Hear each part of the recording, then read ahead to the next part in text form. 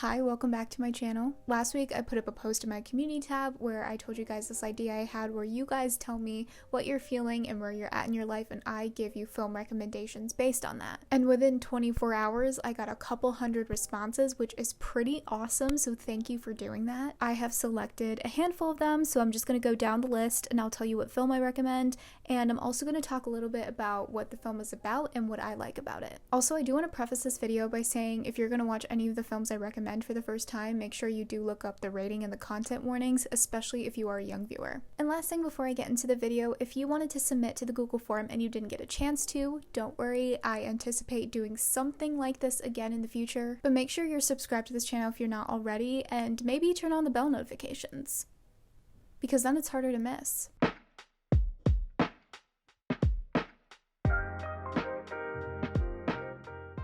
So the first response is one of my favorites. It was like one of the first few responses I got, and it gave me a jolly good guffaw. Today, a semi-feral cat that's been staying in our backyard for over 3 months decided to come inside our house to avoid the heavy snow. She's gonna stay the night now, and I'm hoping she's not one of those cats that gets the 3 a.m. zoomies. First of all, if you're the one that submitted this and you're comfortable doing so, I would love an update on how housing the semi-feral cat went. Before a movie recommendation, might I recommend Cats, the 2019 live-action movie musical? Yeah, I'm kidding, don't watch that. Like, actually don't watch that. Instead, I'm gonna recommend Puss in Boots: The Last Wish. I'm being so serious, this film is really good. Definitely worthy of being my first letterboxd review. This is the sequel to the 2011 movie Puss in Boots. It's about Puss in Boots and how he's discovered that he's used up 8 of his 9 lives, so he has to go on this quest to find this mythical last wish in order to restore all 9 of his lives. You don't have to watch the first Puss in Boots film in order to enjoy it. At least, I don't think I watched the first one, and if I have, I forgot it completely,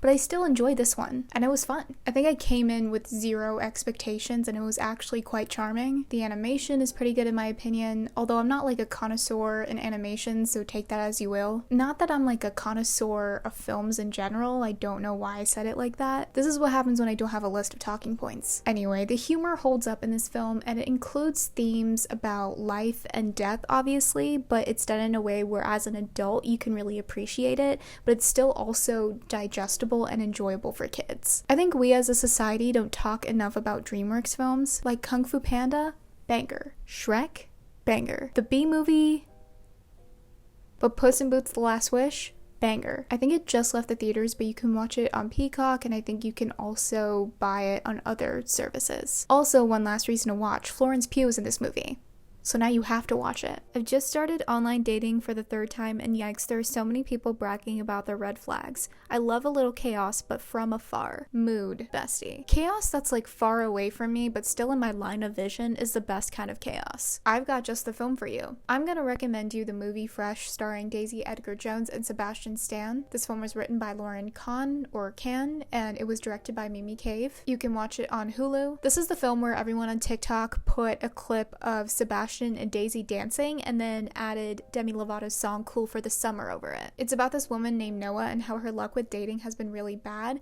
but then she meets this guy named Steve at the supermarket and they really hit it off and they go on a bunch of dates. And then eventually, after dating for a while, they go on a weekend getaway together, and then things start to unfold. And you may or may not have been spoiled by the internet, but hopefully you haven't. This is also Mimi Cave's directorial debut, which is like right on, bestie. Like, I wish I possessed that talent. I enjoyed the film. Granted, there were parts that made me go, what the hell, because it is a horror thriller rated R, so take that as you will. But it also feels like a dark romantic comedy with commentary on modern dating and gender, so it's a very entertaining watch. You will be watching chaos from afar. A large number of you submitted responses about feeling burnt out and very stressed in your life right now. Burnt out AF girl, stressed out with school, I'm so stressed right now, stressed, exams all next week and I'm so scared, having a lot of burnout and anxiety, a burnt out psychologist. First of all, burnout sucks. I am manifesting peace for you all, and I hope you're taking care of yourselves. A film that is absolutely perfect to watch when you're feeling burnt out is Kiki's Delivery Service. It is a Studio Ghibli film directed by Hayao Miyazaki, and it's available on HBO. The movie is about a young witch named Kiki who has just turned 13 years old, so it's now time for her to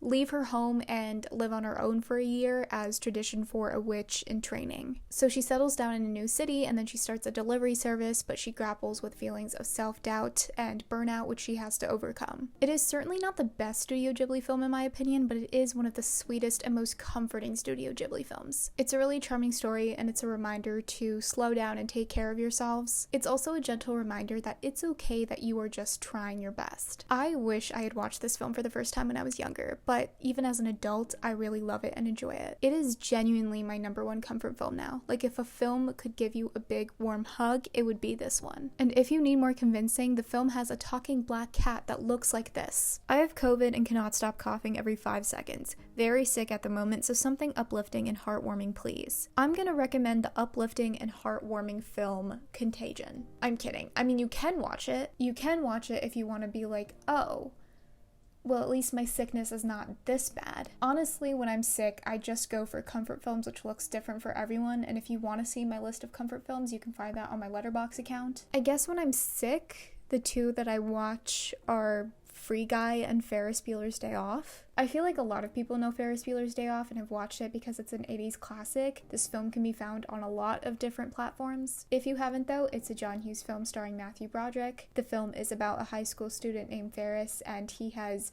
skipped a lot of school and is known for that, but he wants to have one last hurrah because he's about to graduate from high school. So he calls in sick and he sets out to go to Chicago for the day.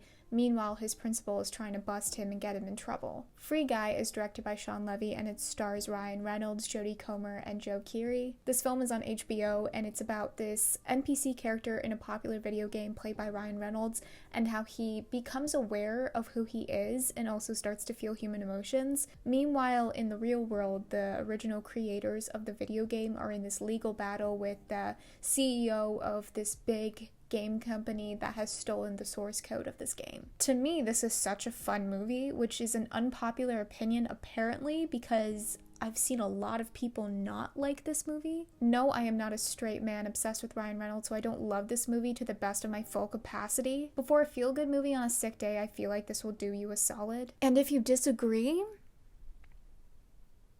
it is what it is. This channel is called Opinion for a reason. Is there a film that discusses being a teenager and feeling like you're not living up to this great promised idea of perfect teenhood? Because my teen years are slowly dwindling and I feel like I haven't done enough, like I haven't lived to the movie expectation of what teenhood is. Just vibes of OMG, I'm 20 literally soon, but I have not experienced my own main character coming of age type moment yet, so how do I compensate or deal with the feeling of missing out moving forward? So I chose these two particular submissions because I feel like it really aligns with the film Booksmart. This film was written by an awesome team of women, and it was Olivia Wilde's directorial debut, and it also stars Caitlin Dever and Beanie Feldstein. It's about these two best friends named Molly and Amy, and they're very much not part of the popular crowd of their high school. They're very academically accomplished seniors who have just gotten into Columbia and Yale, but they learn that their peers who they look down upon and seem to have been partying and doing other stuff throughout high school also got into prestigious colleges. So after they learn this, they're burdened by this feeling of thinking they should have enjoyed high school more and experienced more, especially if they were going to end up in the same place as their peers anyway. So on the eve of the graduation, they decide to go out to a grad party and make the most out of the night. Now, I think Superbad would also fit in with these two submissions, but the reason why I don't really recommend Superbad is because it's been years since I watched it, and I imagine that it hasn't really aged well now. I think that Booksmart, though, is a film that I see standing the test of time. It centers a friendship between two young women. It subverts a lot of stereotypes that we've seen in 2000s coming-of-age films. It also has some LGBT representation. And I also just think it's a great film to remind people that no one knows what they're really doing with their life when they're in their late teens and early 20s, and that's fine. Like, life is just beginning. It's also a reminder that you can get a lot out of life by listening to and understanding people who are different from you rather than judging them and trying to achieve or experience something that others haven't. And it's also just funny. A few responses also talked about being in the post-grad rut and feeling lost after graduation. Very much stuck in the post-grad rut, feeling lost, confused, and questioning my decision to get a degree in the arts. I feel so lost after graduation. All of my friends seem to have jobs that they enjoy, and I'm still trying to get there. I want to be a writer, but it's just so hard. I just feel like I'll be in this state of mind forever and everyone will outgrow me. I'm just really thinking about graduation, so kind of stressed. This one is really difficult because, like, I made a video on post-grad depression months ago, and one of the points I made was that our media severely lacks stories for people in their early to mid-20s. But since I made that video, there are two films I've watched that I want to recommend. The first one is The Worst Person in the World, available on Hulu. I feel like more people would know this film, at least people my age, just because it was recently, in the last few years, nominated for 2 Oscars, for Best Original Screenplay and also for Best International Film. It is a Norwegian drama about Julie, who is a woman in her 20s, and she's just navigating changes in her love life and her career. She makes a lot of questionable choices, but that's kind of the point. She's messy, but she also does care about people, and she tries, and she's just constantly changing as she goes through the ebbs and flows of life. I like this movie, but I don't particularly love this movie, but I'm recommending it because I know a lot of people do love this movie. I think if you end up not liking it, it might be because there's not really like a clear message or takeaway at the end. I personally did not love it because I felt like it focused too much on her love life and less on herself and other facets of her life, but I still think it's worth giving a shot. The other film I recommend that I do really love is Frances Ha. This film was directed by Noah Baumbach and it stars Greta Gerwig, and it can be watched on Netflix. It is a black and white comedy drama film about Frances Holliday, who's an aspiring dancer who just moved to New York City with her college best friend Sophie, and she goes through a lot of changes in her friendship and in her career, and she literally does not know what she is doing, but we're just watching her figure it out. I think this film and The Worst Person in the World are similar in its basic premise, so it sounds like I am selling the same movie, but I swear they're different. I like Frances Ha more because I feel like it's more about her friendships and her career than it is about her love life, so it feels like a more appropriate and cathartic film if you're in this headspace thinking, am I gonna be okay? Am I gonna be able to maintain my friendships and actually use my degree? So yeah, definitely check out both. I feel like Frances Ha is more underrated among people my age just because it actually came out over 10 years ago, so definitely check that one out. I'm hopeful about it, but it crushes me still to live under capitalism, feeling like I don't vibe with capitalism. So it sounds like people are thirsty for some films that tackle class conflict and have an eat the rich type beat.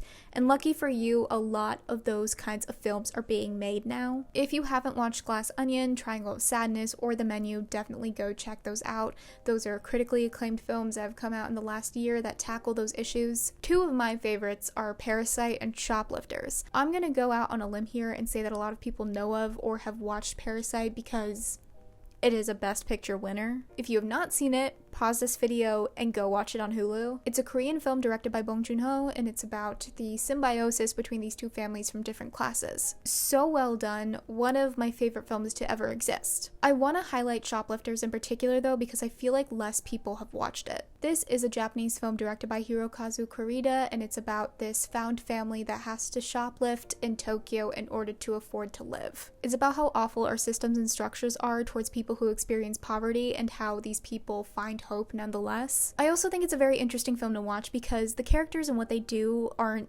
black and white. They very much are in this morally gray area, and I think that's very entertaining to watch, so I definitely recommend this film. Hi bestie, hope you're okay. Do you have a movie recommendation with vibes to Ladybird or The Edge of 17 that isn't popular? Thank you, love your content. Thank you, that's very sweet. A lesser known film with similar vibes to Ladybird that I would definitely recommend is a film called Real Women Have Curves. It's an early 2000s film directed by Patricia Cardoso, and it stars America Ferrera. And I've seen it described as a Ladybird for people of color, but I just want to say that this film came out 15 years before Ladybird, so really it should be the other way around. So this film is actually based on a play of the same name. It's about Ana Garcia, a Mexican-American teenager whose dream it is to go to college after high school, but her family can't afford it and needs her to help support them. And she struggles to balance her dream of wanting a higher education and breaking free from her family while also still supporting her family and trying to keep everything together. I can't stress enough how good this film is. It's a 5-star movie for me. And I can't personally speak to this because I'm not Latina, but it has been highly acclaimed for its portrayal of a Mexican-American family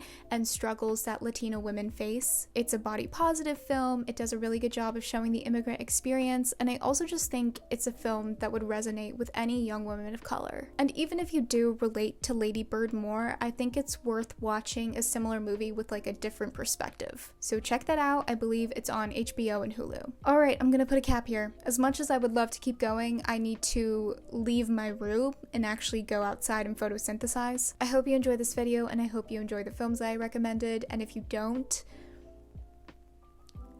my bad. Thank you so much for watching. Don't forget to like this video, comment whatever your thoughts are about any of the films that I talked about in this video, and subscribe to this channel for more.